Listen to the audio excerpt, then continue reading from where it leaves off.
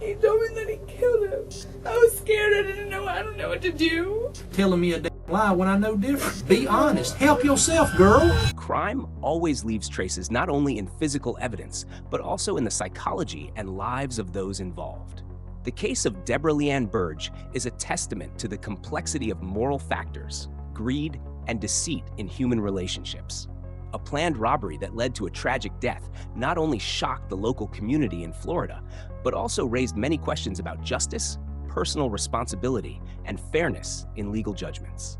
The case of Deborah Leanne Burge involves the death of Harvey Ray Smith, 43 years old, which occurred in 2013 in Molino, Florida. Deborah Leanne Burge, 22 years old at the time, and her accomplice, Zachary Vince Greer, 22 years old, were accused of conspiring to rob and murder Smith. Greer was sentenced to life in prison for first-degree murder, while Burge pleaded guilty to second-degree murder and was sentenced to 25 years in prison. This case shocked the community due to the violent nature of the crime and the tragic details involved. Deborah Leanne Burge, 22 years old at the time of the case, was a young woman living in Molino, Florida. She had 2 young children and lived in a complex environment with many factors influencing her daily life. Deborah had a long-standing relationship with her accomplice in the case, Zachary Vince Greer. During the investigation, she frequently portrayed herself as a protective mother who was drawn into an unwanted situation. On May 3, 2013, Harvey Ray Smith, a 43-year-old man known as a loving father, suddenly went missing from Santa Rosa County, Florida. Ray was found dead the next morning in the trunk of his car in the parking lot of Motel 6 in Pensacola. The case immediately attracted the attention of the police due to the brutal nature of the crime. Ray had been fatally stabbed, with numerous bloodstains showing signs of the victim's desperate struggle before his death.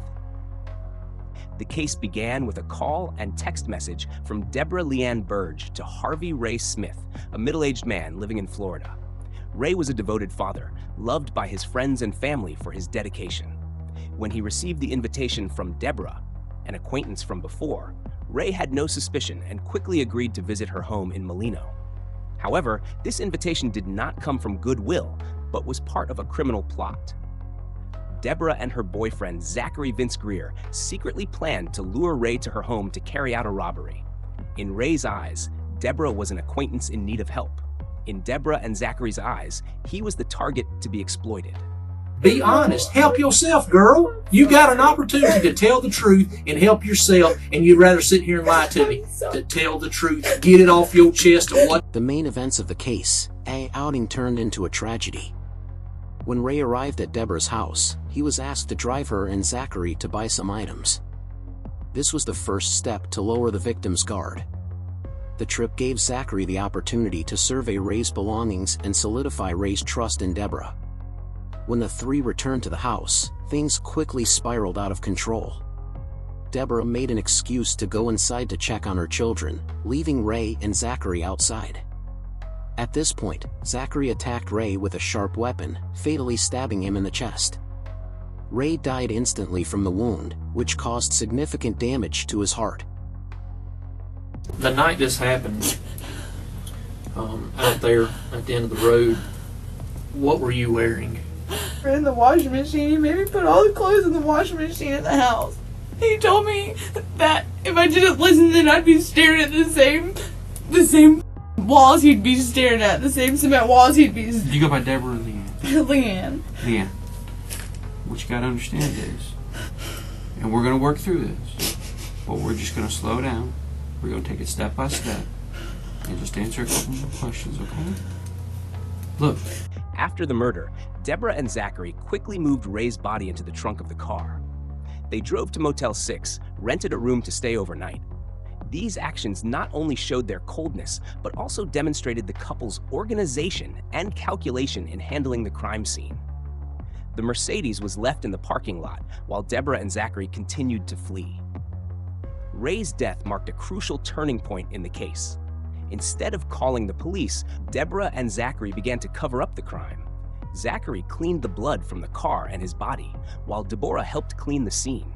They placed Ray's body in the trunk of his Mercedes and drove to a Motel 6 in Pensacola. There, they rented a room, left the body in the trunk, and tried to act normally. In an attempt to avoid responsibility, Deborah filled out an application for a job at the hotel. This action could have been intended to hide her true intentions or create an alibi, but it also reflected an astonishing coldness in her character. When Ray did not return, his family became worried and decided to search for him. They discovered his Mercedes in the parking lot of Motel 6. When they opened the trunk, they were horrified to find Ray's body, marking the first step of the official investigation. Investigators focused on Ray's last texts and calls, quickly identifying Deborah as the closest contact. She was arrested along with Zachary, and both quickly became suspects under interrogation. During questioning, Deborah initially tried to portray herself as a victim coerced by Zachary. In the interrogations, Deborah changed her statements several times. She admitted to knowing Zachary's plan to rob Ray, but denied knowing about the intention to kill him. At the same time, she claimed she was forced by Zachary to participate, saying he had threatened to kill her if she didn't comply. However, her statements were full of contradictions. She admitted knowing about the robbery plan, but denied knowing about the murder plan. She stated that she was forced to help Zachary move the body and clean the crime scene, but the police found evidence showing she had actively participated in the plot. I want to jump back to something. I asked you if he shot Ray. Do you know if he shot him? I did not hear any. Did he tell you how he did it?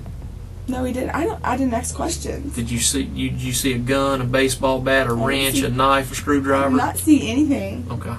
I didn't hear anything. I didn't see anything. I didn't ask any questions because I was scared. You know, if he can do that to him, why wouldn't he do that to me and my kids? You know. How long have you known Zach? I've known him for a few years. He's always been in and out of jail. And then, you know, we hung out one time, and after that, he told me that he wanted to come stay a week or so at my house. So I let him come stay. You know, he just got out of jail. I didn't figure he'd get out of jail. And Did he tell you he was wanted? no, my mom told me that. I guess somebody had mentioned to them that he had warrants or whatever. And I wouldn't have let that in my house. So you drove back to the hotel. Mm-hmm. On the way to the hotel, you drive down 97, you turn on 29. Right. Okay.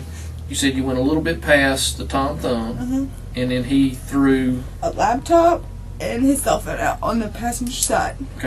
cigarette pack with the other stuff. Yeah, he gave me the cigarette pack that had a whole bunch of, I guess, Social Security cards or whatever in it. Mm-hmm. And he told me to throw them out of my side, which was on the driver's side. Mm-hmm. I don't even have a driver's license. Mm-hmm. My kids are in the back, you know. I don't risk my kids. So did you throw them out? Yes, I threw the cigarette pack out because I was told to. On the driver's side? On the driver's Is side. that around the same area as the laptops? Uh-huh. Okay. Do you know if you had made it to the old...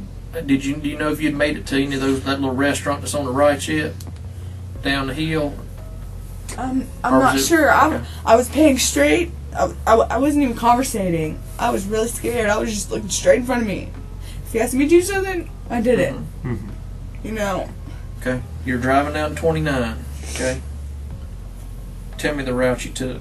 I think, I don't really know my way around Pensacola, all that, you know. Well, let me back up. Who decided to go to that hotel? He did. Was there any reason why? Okay. He told me to go to that hotel, and then he made me pull the car up, and in the, you know, where you go check in at, and when I walked in, I seen the camera right there, and I'm pretty sure the camera seen the car, and me get out the car, you know. Mm-hmm. And while I was in there, I asked the dude if I could fill out an application, you know. And I filled out an application for a job. You did fill out one? Yeah, I did. Okay. When you got back in the car... I pulled around and parked where he told me to park at on the side of the thing, and I got my kids out, went directly into the room, and I never went back out. This contradictory testimony made the police suspect that Deborah's role was not only that of a coerced victim, but possibly an active accomplice. Evidence showed that Deborah was not just a bystander. From sending messages to invite Ray to her house, assisting Zachary in cleaning the crime scene, to covering up at the hotel, she played a significant role in the entire plot. She was not just a witness, but an active accomplice, even though she did not directly commit the murder. Physical evidence, such as blood-stained clothes found in Deborah's house, further supported this theory. This case was not just a murder for money.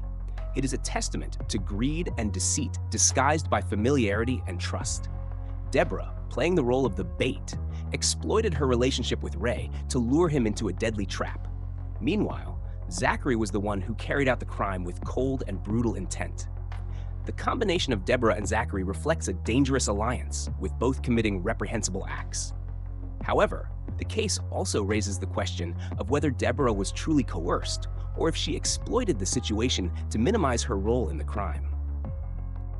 This was not just a robbery that led to a death, but a clear example of the moral decay in human relationships. Deborah played the role of the lure, leading Ray into a deadly situation. Meanwhile, Zachary executed the murder without mercy. Although Deborah received a lighter sentence, her moral responsibility in leading and participating in the plot remains a point of controversy. The truth behind the crime, the events of the Deborah Leanne Burge case, not only shocked due to the brutality, but also due to the complex psychological factors in the behavior of the individuals involved. It serves as a valuable lesson about the consequences of exploiting trust and the lack of personal responsibility before the law and ethics.